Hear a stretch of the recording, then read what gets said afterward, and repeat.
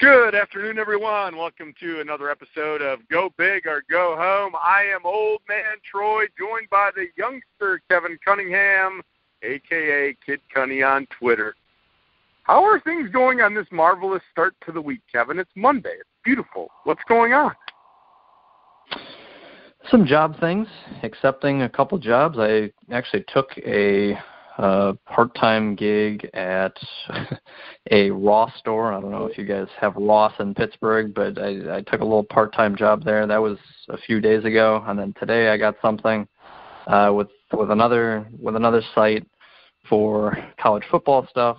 So it's been an interesting few days, but it's been a good few days.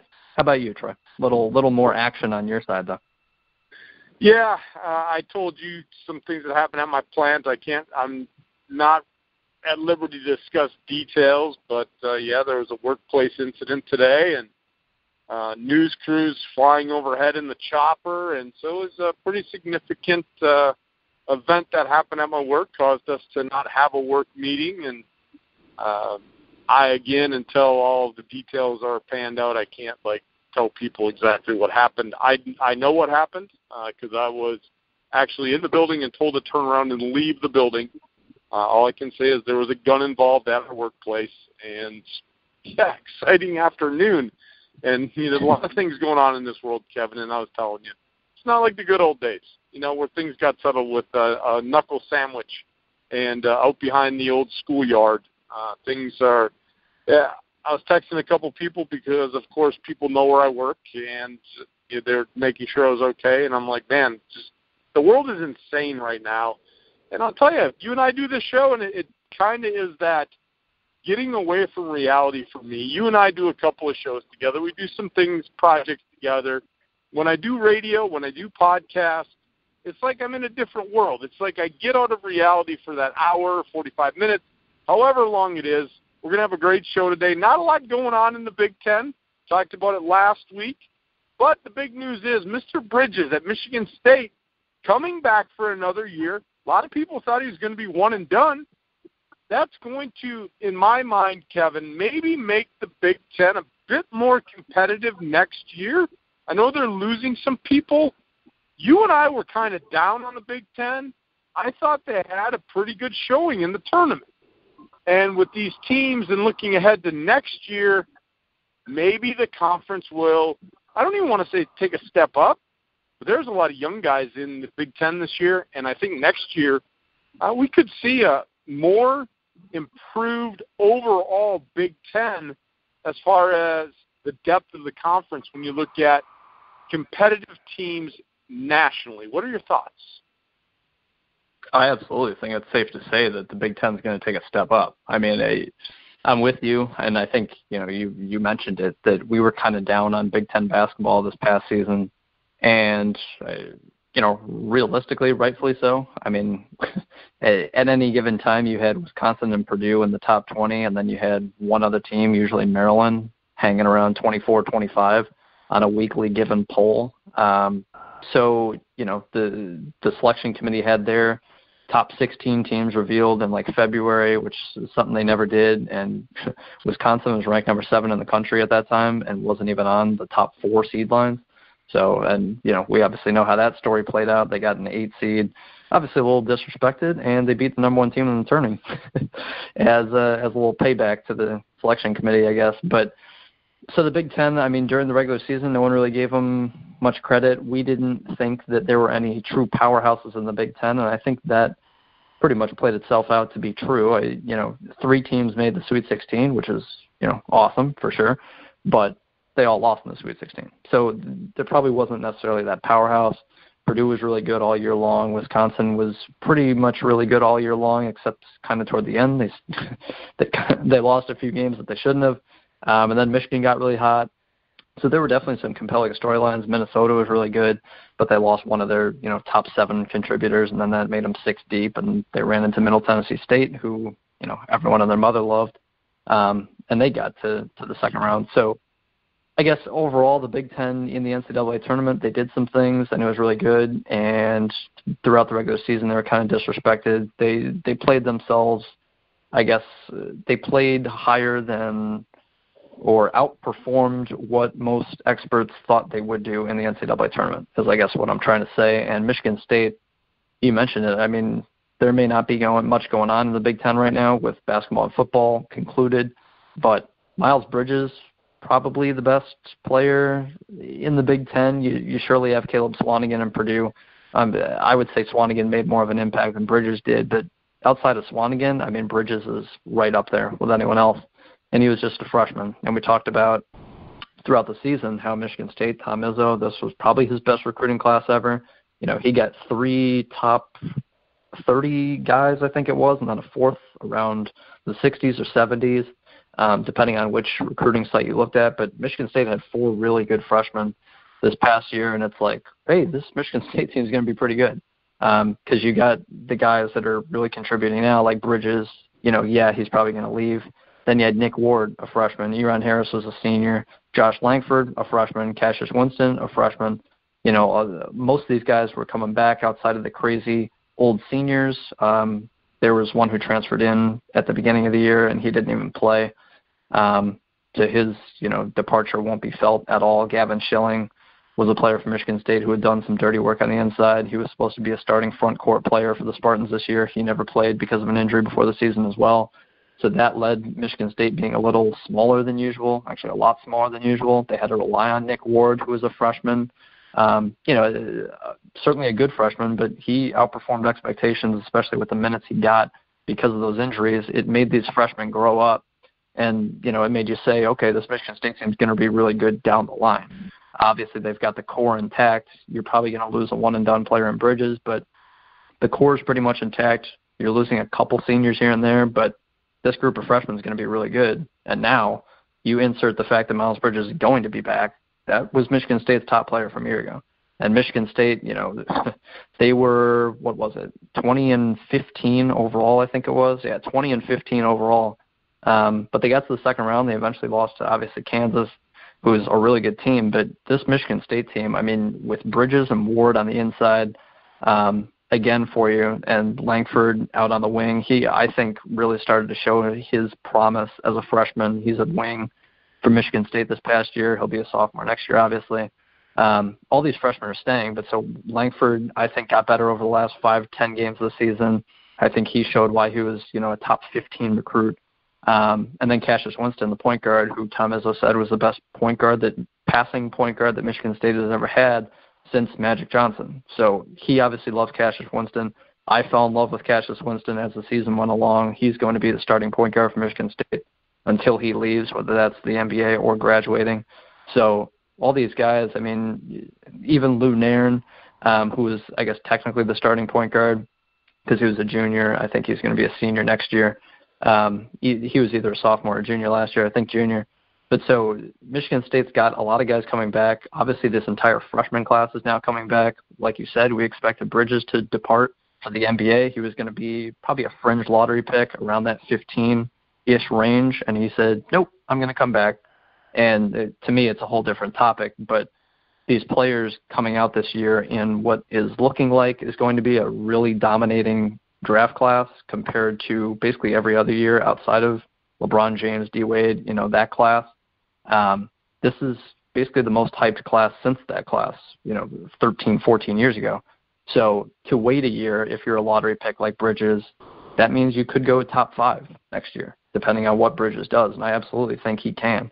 So this Michigan State team is going to go deep next year. I love them. Next year, this is probably my favorite in the Big Ten going into next year. I liked Purdue early this past season. They kind of, showed that they were the best team overall, I guess, and made it to the Sweet 16. They were one of 3 teams to make it to the Sweet 16. I just think Michigan State, with Bridges coming back, it's only expediting the process for this team to really start making deep runs in March, at least this core. Obviously, we're used to Michigan State making deep runs, but this core, this incoming wave of freshmen from this past year that Izzo got, again, probably the most decorated freshman class that he's ever put together. Now they're all coming back for their second season. Bridges will probably leave after that, but guys like Ward, Langford, Winston, they should all be getting better. I don't think they're going to go pro earlier than, their junior, senior year. That's just the way I see it. But I obviously could be wrong. I just think this Michigan State team, to me, going into next year, college basketball, Michigan State could be a top 10 team next year because the bulk of their players and key contributors from a year ago were all freshmen, sophomores. Now they're going to be back and ready to roll with Izzo under, a second year under his system. Well, definitely, Kevin. You look at this Michigan State team, and I think you got to put them maybe as a top 10 team next year with who's coming back, and that's not even including the recruiting class that Izzo's probably going to bring in this year. Getting Bridges back is huge for that program. We talked about Michigan State, and people look at the record and say, oh, it was a down year. You look at the seeding in the NCAA tournament. Oh, it was a down year. I don't think it was a down year for Izzo, and the expectations weren't to be where they were at the end of the year. You mentioned it before. A number of injuries before the season started forced Izzo into having to play some of these young guys probably before he wanted to, because, it's not his MO to just throw freshmen into the fire. Izzo has a system. Izzo builds a core. Izzo has built a program. You have to earn the right to play, and it's usually not orientation by playing a lot of minutes as a freshman. You're going to have to earn that right to play in Izzo's system. But I think he was kind of forced this year to deal with those freshman mistakes because Izzo's that guy, Kevin. We know he's not going to put you on the field if you're going to make our court if you're going to make mistakes. And I think this year he had to deal with it because of the injury. And like you said, forced to go a little bit smaller than normal. I think Tom Izzo did a heck of a job coaching this year with the youth of that program. And now you bring Bridges back. You bring in another recruiting class. You know he's going to bring in some top guys. And with Bridges coming back, if you're out on the recruiting trail right now, Kevin, I'm going to ask you this question. I think it is huge for recruiting. Tom Izzo can now go sit in a living room, look at a 4-star, 5-star recruit and say, hey, come play with Bridges.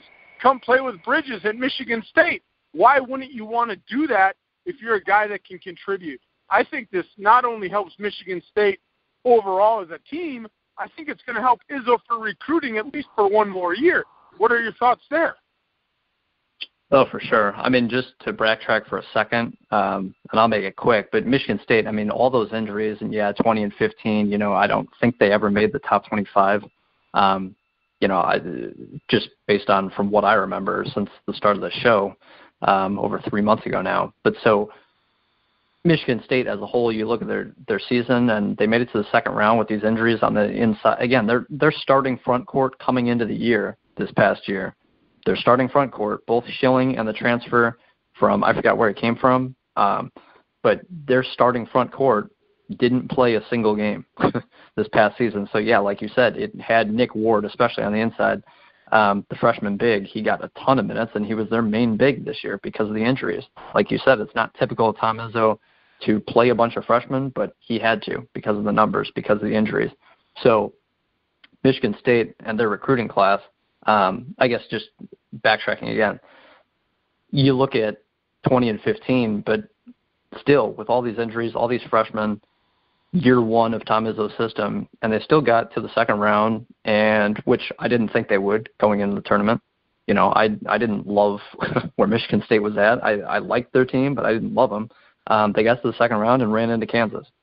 Well, you can expect this Michigan State team, as young and injury depleted as they were, to lose to a team like Kansas, who was a legitimate number one seed. If you want to say they were overrated and call them a 2 seed, that's fine. But Michigan State should have lost to Kansas last year in the NCAA tournament. Anyone could have told you that. So this Michigan State team didn't. It wasn't a down year for them in terms of realistic expectations, I guess, is what you want to say. So going into this next year, you mentioned the recruiting, and they've already got the number 3 power forward in the class committed to Michigan State. He's a 5-star player. Jaren Jackson, I've seen him play a couple of times in those exhibition type games like the Nike Hoop Summit. I saw him play a national championship game, his high school, La Lumiere. They won their national championship game. That was a couple weeks ago. That was on like ESPNU or something. I taped it just to see who the guys were out there. And Jaren Jackson was one of them. 6'11", stretch 4. Like I said, number 3 power forward in this year's class. already signed with Michigan State. So Michigan State next year, you got Bridges out on the wing as your 3, who's a really strong, powerful 3. He's not a long, lanky 3. He's a strong, big. He's a bigger 6'7" rather than a lanky, skinny, stay on the outside 6'7". So Bridges is a nice, solid 3 you got there. You got the 4 in Jaren Jackson now, who is 6'11". So he's a stretch forward, but again, he's 6'11". He's a top high school recruit. He's not going to be frail. He weighs 225. He's not tiny. And then you got Nick Ward on the inside. So you've got a big, again, you're going to have a big Michigan State team next year. They also have the number 11 power forward who's 6'9", 250, committed to Michigan State next year. Those are the only 2 commits Michigan State has. Tom Izzo couldn't necessarily recruit all the guys he wanted because he knew Bridges apparently was up in the air, even though most people thought he would be gone. You only have so many scholarships to work with, and until kids actually do declare, you don't know how many scholarships you have to work with. So for Izzo and the Spartans, they added more beef to the inside, which I think is what they needed, but now I think it's going to be one of their strong suits. I love Cassius Winston at point guard. I think Langford next year is going to be great. So they also have a 6'11" center who's a 5-star, considering Michigan State. They've got a small forward who's a 5-star from Saginaw, Michigan. He also played with Jaren Jackson at La Lumiere. So they could have another heck of a recruiting class. It's all speculation at this point. But right now you got 2 top 11 power forwards committed to Michigan State, and they've got a 5-star center, 5-star small forward, another 4-star center who's 6'10", considering Michigan State. So this team, I mean, even if they get none of those guys, I love where Michigan State's at next year. If you add one of these 5-stars, another 4-star center, this Michigan State team is going to be really good next year. I can't wait to watch them play. They're my favorite team as of, 200 whatever days before the college basketball season starts next year. Yeah, it's going to be an exciting time, Kevin. We mentioned it on this show when we first started, the Big Ten. Yeah, we were down on them a little bit, but it wasn't that we were down on talent. We were down on youth. We talked about it, and I can't recall what show it was, but it was just a lot of inexperience in the Big Ten, a lot of youth in the Big Ten overall. I mean, you look at this Wisconsin team, they're going to be losing a lot of guys, but they're going to have Ethan Happ back. They've got some young guys that played some valuable minutes down the stretch, and, they had that, I'll call it the remarkable tournament run. We could, argue about the seeding, but it's water under the bridge. They still had a very big win against Villanova, and so they had a great tournament run, and you've got some younger guys in this class. For Wisconsin, they're probably not going to be as dominant as they were, and I don't think they were dominant this year, but they're still going to be a good team. You're going to have Purdue. You're going to have, you look at some of these other teams that were on the cusp. I think you're going to have a very competitive Big Ten season. You may see a Michigan State that's up near the top the whole year, but I think when you're looking 2, 3, 4, 5, 6, this may be, God willing, we're still doing the show, Kevin, but we may be talking, unlike this year, like, well, who's going to fall into this tournament? Who's going to be playing well? We may legitimately be talking all year about 7 teams that are good, solid basketball teams in the nation to make the tournament next year. So it's going to be very exciting. I can't wait to watch Michigan State, even though I'm a Badger fan. Tom Izzo, people can love him or hate him. I think he's one heck of a college coach, and he's got such a young team to work with. And, again, like you said, Bridges coming back. You said that as a different topic for, a different debate, but let's move into it. The reason I think Bridges came back, Kevin, is because you look at this year's draft, and like you said, would he have been a lottery pick? Depending on the teams and the way that it falls out and where everybody else is selecting, I could have maybe went into that.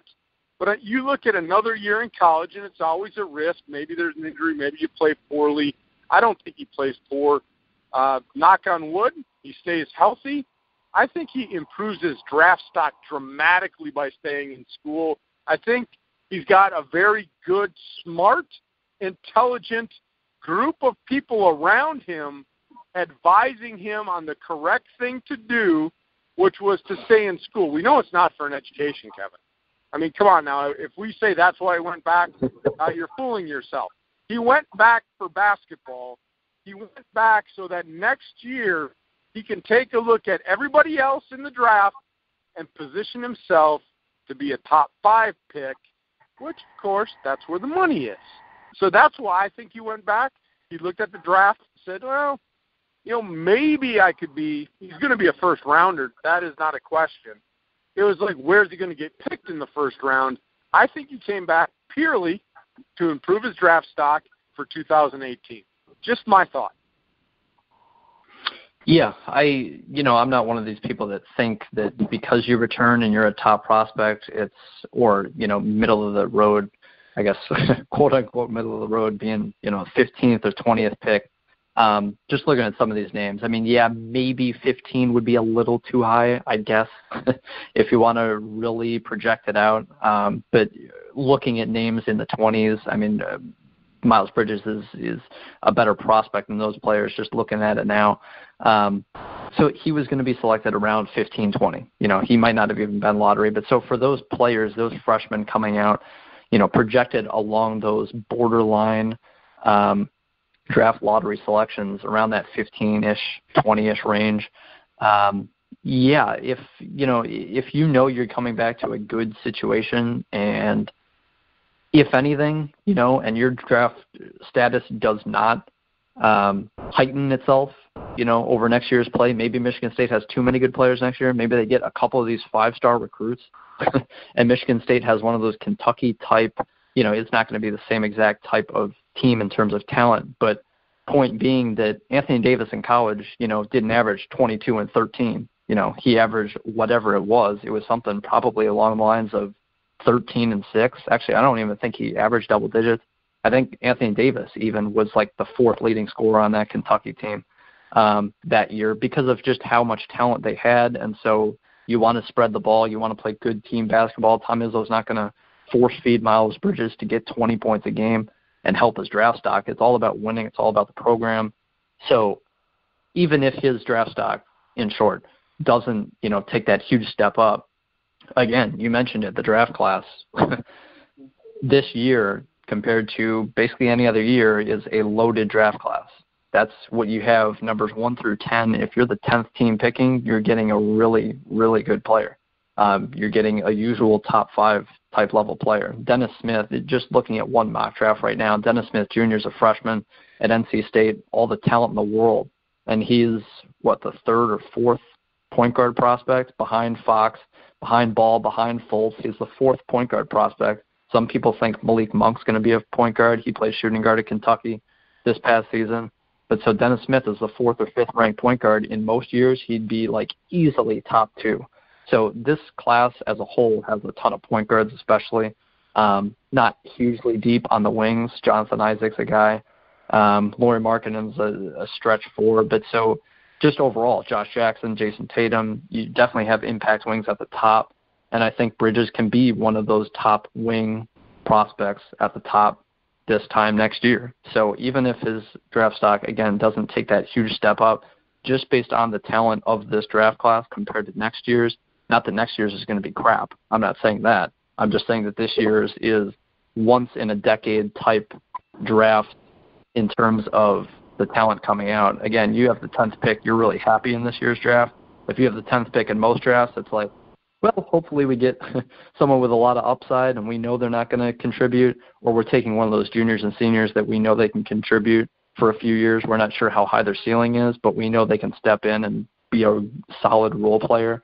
That's what you're usually getting. You're not usually getting a top 2, point guard type prospect, franchise point guard type prospect like a lot of people think Dennis Smith can be. And like I said, he's the 4th, 5th point guard prospect in this year's class. So it's smart if you're basically on the fringe lottery type prospect this year to wait a year if it makes sense to, and especially if you're going back to a team like Michigan State. I think it's smart if you're Miles Bridges. I loved college. I think Miles Bridges, I would assuming, is having a good time in college. I think he understands that Tom Izzo is one of the best coaches out there. So to come back to a loaded team, whether they get any of these 5 or 4 stars, that are projected to go there or not, they're going to have a really good team regardless. And I just love where this team is at. I think Bridges is definitely going to be a top 10 pick a year from now. He's going to refine his game. He's going to be a more consistent three-point shooter. He obviously showed the potential, but he's obviously a top-flight athlete as well. So maybe defensively he can help himself, but it's not a knock to be the 15th or 20th ranked player in this class. It's just that good of a class. So I just think that Bridges is making a smart decision by coming back if you're a fringe lottery pick this year because of how loaded this draft class is. Yeah, definitely. You look, we've talked all Michigan State today, and, nothing wrong with that. That is, that's the talk right now with Bridges coming back. But there's Michigan State players making quite an impact in the NBA. I know this is a Big Ten show, so we want to keep it relevant. We didn't want to just talk NBA playoffs because this is a college show. But I'm going to turn it back over to you. We got some former Big Ten alum that are just doing remarkable things, or one doing remarkable things so far in the NBA playoffs. I'm going to turn it over to you, and let's discuss this.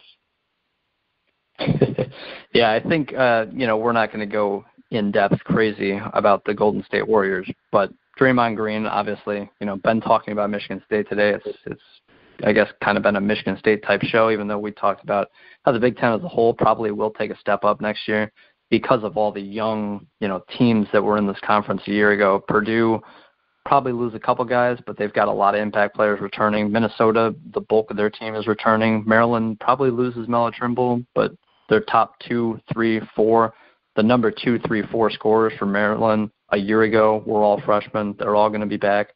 Michigan loses a couple impact guys, but they were, a solidly deep team with a lot of talent. Northwestern's getting most of their guys back. Wisconsin may take a little hit, but they're Wisconsin. They're not going to fall off the map. Then at the bottom, you got teams like Penn State where their top 2 players were freshmen. Obviously, they're going to be a better team next year. So the Big Ten as a whole is going to get better.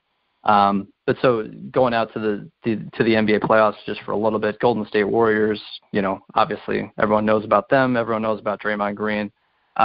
Just a great multifaceted player who can do a bunch of things really well. Game 1 against Portland, was it last night or 2 nights ago? I think it was 2 nights ago. He had a game where he scored 19 points. He had 12 rebounds. He had 9 assists, so he almost had a triple-double. And then he had 5 blocks, and he had 3 steals in the game. So he was one of these players that had, I think he had a triple-double with, I think it was 5 blocks and 5 steals. I don't remember exactly what he had. That was during the regular season, but he's one of those glue guys, I think, that every NBA contender needs, I think, for Boston. They lost game 1 of their series against the Bulls, which is disheartening for me as a Celtics fan, but you need those guys like Jay Crowder, who may not be the outmost, talented guy on the floor at any given time, but can just do a lot of really good things, a lot of things really well. And that's what Draymond Green brings to the Warriors. Again, if you have a game with 12 rebounds and 9 assists and 5 blocks and 3 steals, and you can add 19 points to it, all the power to you. This Golden State Warriors team scored 121 against Portland. That's not going to change. I guess my question to you, Troy, before turning it back to you is, is Golden State actually going to get pressured in the NBA playoffs leading up to the finals where they'll probably play the Cavs?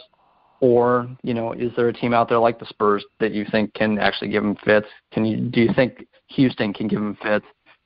Just talk about Draymond Green and what those glue guys mean to any championship-level team, any team in general, realistically. Every team needs those glue guys. I think Draymond Green's probably the tops in the league for it. I think he's the biggest, baddest guy on Golden State because most of them are finesse, three-point shooters, littler, skinnier guys. And Draymond Green kind of brings that toughness factor to today's NBA where most teams just don't have that huge enforcing bruiser. And, Draymond Green's 6'8", 6'9". So he's not huge, but he is that one tough guy that Golden State has.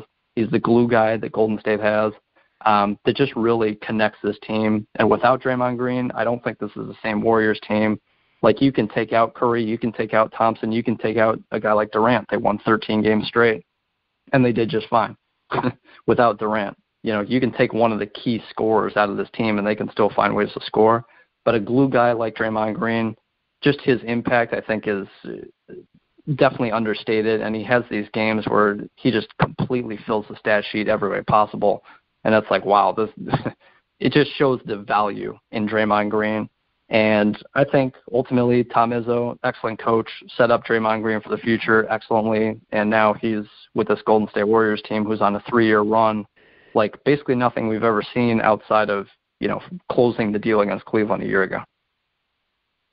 I'm going to preface this with a couple of things. We talked on a different show last week about the league MVP. We're not going to get into that discussion today.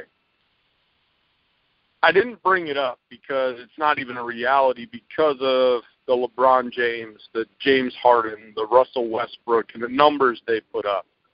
But when you want to talk about a most valuable player to his team, Draymond Green is the most valuable player on the Golden State Warriors, hands down. It's Durant this, Klay Thompson that, Steph Curry does this, Steph Curry does that, Klay Thompson can score, Kevin Durant isn't God. They don't do anything, Kevin, without Draymond Green.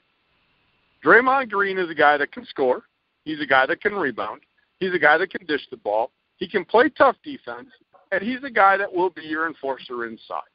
If they lose Draymond Green, they do not win a series. I don't care how much you score. I'll put my foot down on this. I've said this now for 2 years.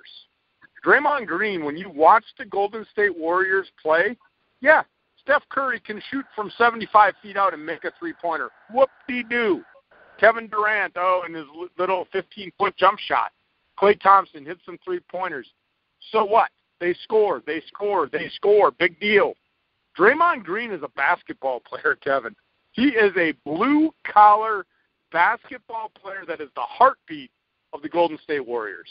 If you take Draymond Green off that team, Golden State is just another team that has a bunch of scores. With Draymond Green, they are a championship contending team. That's how much value I put on Draymond Green. He puts up numbers, Kevin, that are video game-like. I mean, you look across the stat sheet, you mentioned it, steals, assists, blocks, rebounds, points. You look at all of the other people.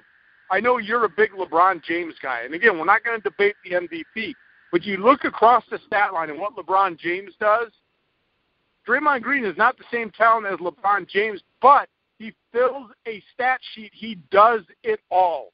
He'll probably never be considered for the league MVP, but oh my God, Kevin, without Draymond Green, that team does not do what they have done for the last 3 years.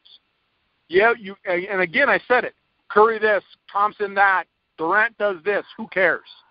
Without Draymond Green, this team is not held together. And they went out and got Durant. You and I talked about this. Okay, you're going to go out and you're going to get the best player. You're adding another scorer to your team.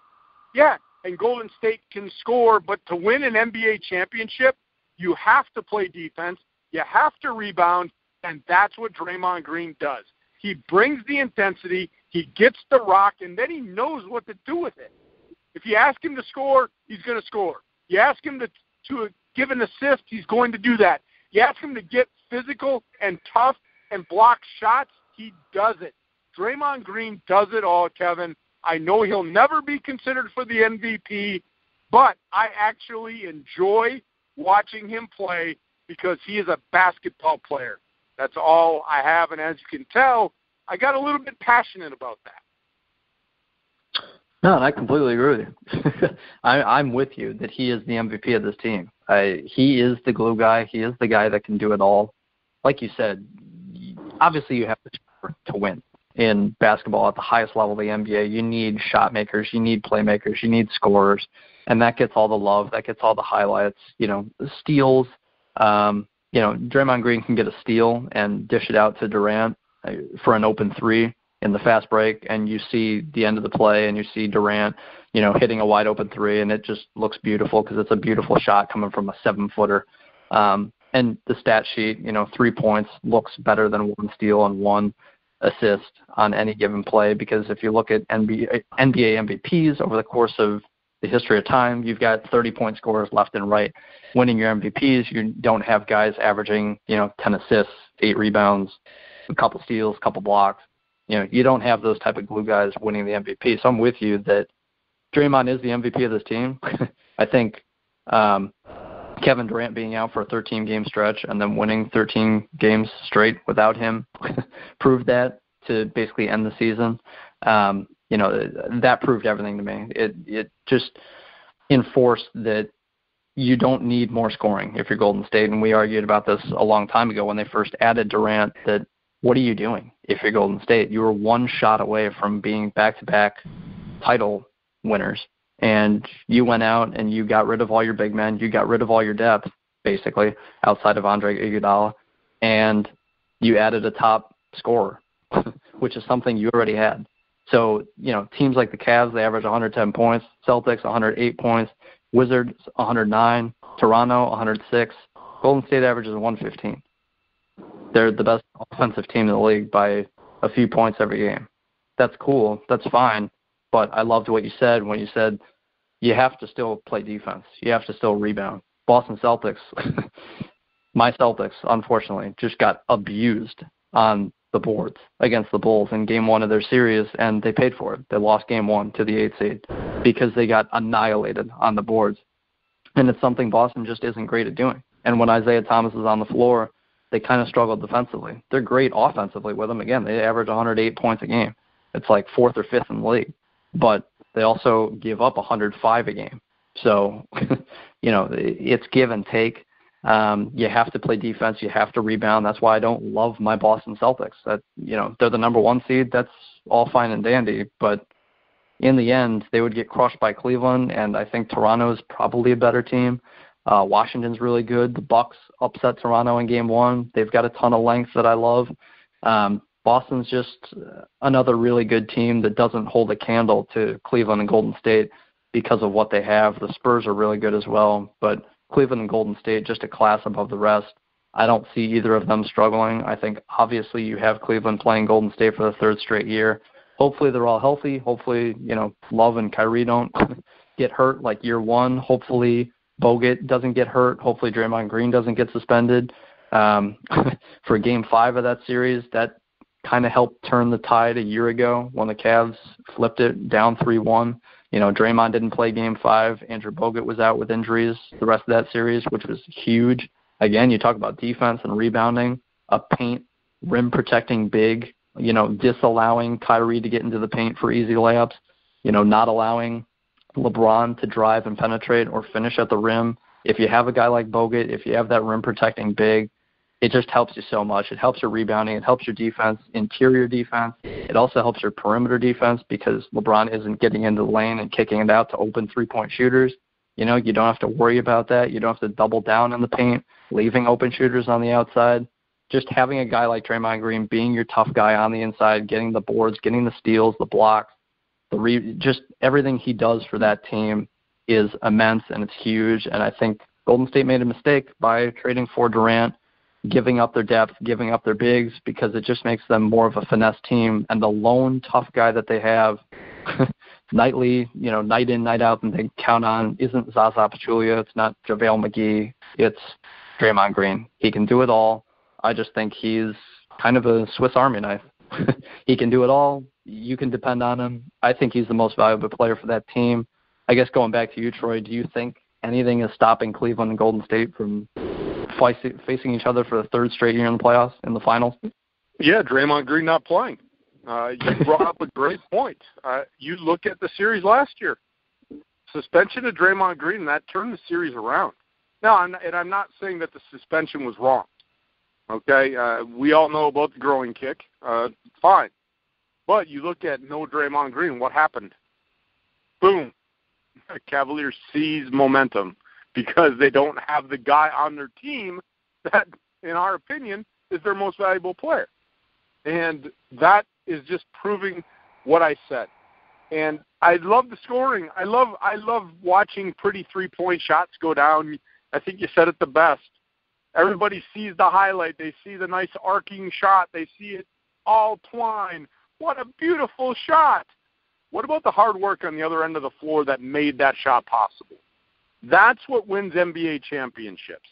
Yeah, you have some upsets, and I know you mentioned your Celtics. Don't worry, Kevin. I don't see a 7-game series, Celtics going down. I know My Milwaukee Bucks, Kevin, pulled a great upset over Toronto. What a great win. They're not going to win the series. But it's nice as a fan, right? Nice as a fan to see the Bucks win Game 1.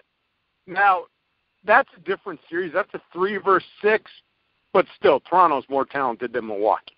I mean, Milwaukee could get 2, maybe make it a 7-game series. That would be great. But for you, Kevin, you don't have to mope in the corner. I don't see Boston going down in a series against the 8 seed. But they did not play well, especially at the end of that game. And this is not a pro basketball show.